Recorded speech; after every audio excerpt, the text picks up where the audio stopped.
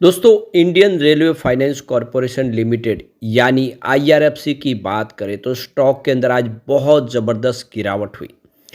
अब इस गिरावट के पीछे सबसे बड़ा रीज़न है बाज़ार में तूफ़ानी गिरावट। बहुत दिन के बाद आज भारी भरकम गिरावट हुई। वैसे तो गिरावट रोज़ ही है, लेकिन आज सेंसेक्स में 1400 पॉइंट की भारी गिरावट हुई। ऐसे में कोई स्टॉक बच नहीं पाए, सब में तूफ़ानी गिरावट हुई और अपने ऊपरी प्राइस से सारे स्टॉक लगभग आधी कीमत पे आ गए। बिल्कुल आईआरएफसी में भी वैसे ही हुआ है, जो इसने हाई प्राइस बनाई थी उससे लगभग आधी कीमत पे आ गया है। बहुत ज़्यादा नुकसान हो रहा है, लोगों को समझ में नहीं आ रहा कि क्या किया जाए। आने वाले समय क्या फिर तेज़ी बनेगी या अभी भी और गिरावट हो सकती है? क्योंकि यह अपनी आईपीओ प्राइस से अभी भी बहुत ऊपर है और यही लोगों को चिंता होती है कि क्या आने वाले समय फिर से 2 डिजिट में आ जाएगा और यही प्रॉब्लम की वजह से लोग इसमें खरीदारी नहीं कर पा रहे। लेकिन बाकी काफ़ी लोग हैं जो ऊपर किले में फँसे, वो वेट कर रहे हैं कि क्या करें। तो बाज़ार को सपोर्ट मिल नहीं पा रहा है और इसके पीछे सबसे बड़ी जो इस समय प्रॉब्लम है वो है एफआईआई की। एफआई बाज़ार में बहुत भारी बिकवाली करे और आज भी रिकॉर्ड तोड़ बिकवाली एफआई ने की है। तो क्या है आगे की संभावना, उसको समझने की कोशिश करेंगे। आईआरएफसी का क्या फ्यूचर हो सकता है उसको जानने की कोशिश करेंगे और आने वाले समय बाज़ार को आखिर कहाँ तक जाके सपोर्ट मिलेगा या फिर अभी भी बहुत गिरावट बाकी है। लेकिन फ्रेंड्स, उससे पहले अगर आप पहली बार हमारे चैनल पे आए तो चैनल को सब्सक्राइब कर दीजिए, एक बेल आइकॉन दबा दीजिए ताकि जब भी नया वीडियो बने पहला नोटिफिकेशन आपको मिले। वीडियो पसंद आए तो लाइक से ज़रूर कीजिए। चलो फ्रेंड्स, वीडियो स्टार्ट करते हैं। मैं हूँ आपका दोस्त एस बी दवे और हमारे अपने चैनल ऑनलाइन कमाई में आपका बहुत बहुत स्वागत है। तो सबसे पहले बीएसई सेंसेक्स की बात कर ले। आज 73,198 के स्तर पे क्लोजिंग देखने को मिली है। करीब 1414 पॉइंट की गिरावट, 1400 पॉइंट की भारी भरकम गिरावट, यानी 1.90% गिरा बीएसई सेंसेक्स, या मोटा मोटा ये कह सकते हैं कि 2% की बहुत बड़ी गिरावट हुई। और शुरुआत 200 पॉइंट की गिरावट के साथ हुई, लेकिन जैसे दिन आगे बढ़ा ये गिरावट बढ़ती गई और बहुत भारी गिरावट हुई। बाजार संभल ही नहीं पाया और इसके पीछे सबसे बड़ा रीज़न है एफआईआई की बिकवाली। आज एफआई ने रिकॉर्ड तोड़ बिकवाली की है। देख सकते हो कि आज उन्होंने खरीदारी भी काफ़ी बड़ी की है। 39,239 करोड़ की उन्होंने खरीदारी की, लेकिन सामने 50,676 करोड़ की एक ही दिन में बिकवाली कर दी, यानी 50,000 करोड़ के आसपास की बिकवाली, जो बड़ी बहुत भारी मात्रा में है। और नतीजा ये रहा कि करीब 11,639 करोड़ की आज उन्होंने बिकवाली कर दी, काफ़ी बड़ी मात्रा में।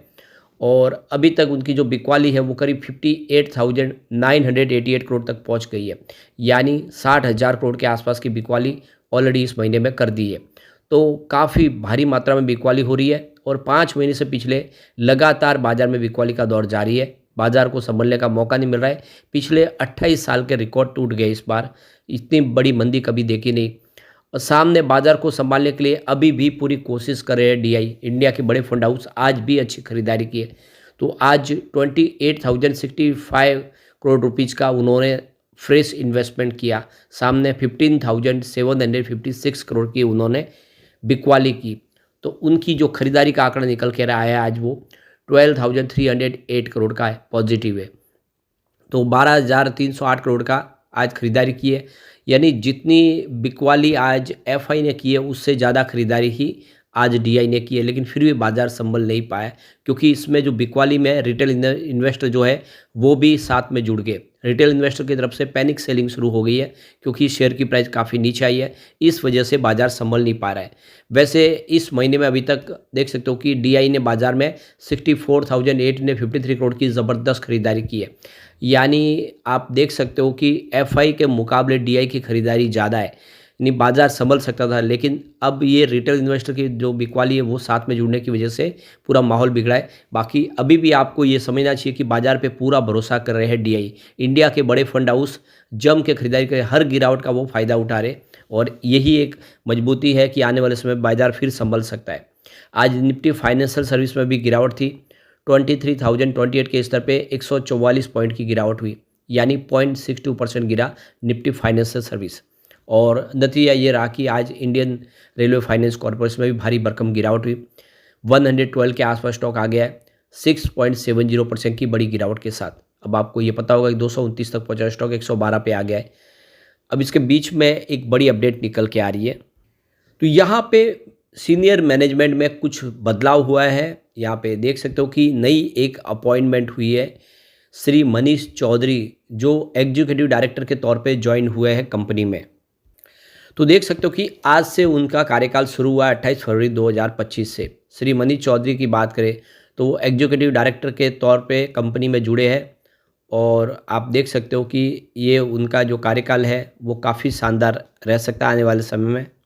तो मनीष चौधरी की बात करूँ जो वो है इंडियन रेलवे पर्सनल सर्विस के ऑफिसर है 1998 बैच के और उन्होंने करीब 26 साल का अपना समय निकाला है। उनके पास बहुत सारा पब्लिक सर्विस का अनुभव है और वो जो है वेलफेयर और यहाँ पे हैंडलिंग एचआर डिपार्टमेंट में ऑलरेडी बहुत सारे रेलवे सेक्टर में काम कर चुके हैं और देख सकते हो कि जोनल लेवल पे उन्होंने अपनी सेवाएं दी है।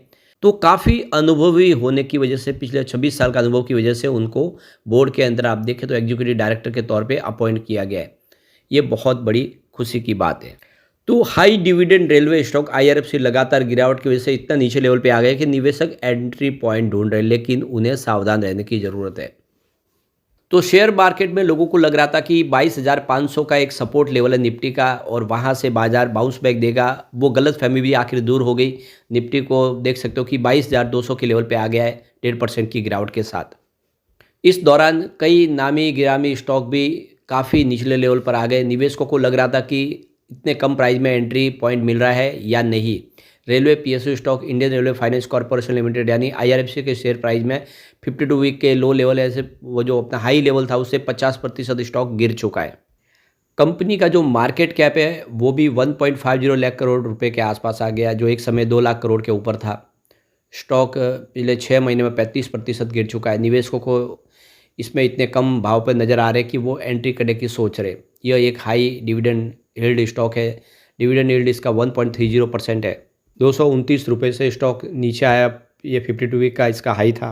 जुलाई 2024 के बाद ये स्टॉक लगातार गिरावट के चपेट में आ चुका है और तब से लगातार लोअर बनाते हुए स्टॉक नीचे आया है। अब स्टॉक पूरी तरह से प्रमुख ईएमए से नीचे है और डाउन ट्रेंड में है। इस साल जनवरी में इस स्टॉक में हर बढ़त पर सेलिंग देखने को मिली है। आरएसआई पूरी तरह से नीचे आ चुका है और फिलहाल इसमें ऊपर उठने के कोई संकेत नहीं है और स्टेप बताने वाला मोमेंटम इंडिकेटर आरएसआई 28 है, जो ये बता रहा है कि स्टॉक ओवरसोल्ड जोन में है। फिलहाल स्टॉक से दूर रहना ही बेहतर होगा क्योंकि बिकवाली का दबाव है। तो इस समय बाजार में तो आप देखें तो अभी भी सपोर्ट कोई दिखाई नहीं दे रहा और इसीलिए अगर आप देखें तो अभी वेट करना ही सही रहेगा क्योंकि आईपीओ प्राइस से स्टॉक काफ़ी ऊपर है। 26 रुपये में इसका आईपीओ आया था।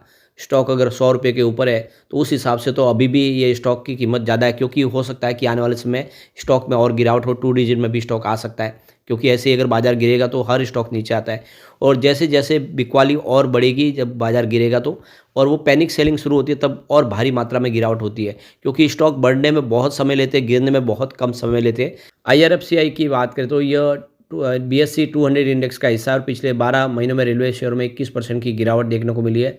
2 और 3 सालों में आईआरएफसी के शेयर में निवेशकों को क्रमशः 328% और 435% का शानदार रिटर्न दिया था, लेकिन अब यहाँ पे ज़बरदस्त नुकसान हो रहा है और इसीलिए इस समय थोड़ा सा संभल के रहने की ज़रूरत है निवेशकों को। लेकिन फ्रेंड्स, कोई भी इन्वेस्टमेंट करने से पहले अपने फाइनेंशियल एडवाइज़र से एडवाइस ले ले या अपना खुद का रिसर्च करें, क्योंकि मैंने वीडियो आपके एजुकेशनल पर्पज़ के लिए ही बनाए। वीडियो पसंद आए तो लाइक से जरूर कीजिए और चैनल को सब्सक्राइब कर दीजिए। Thank you friends.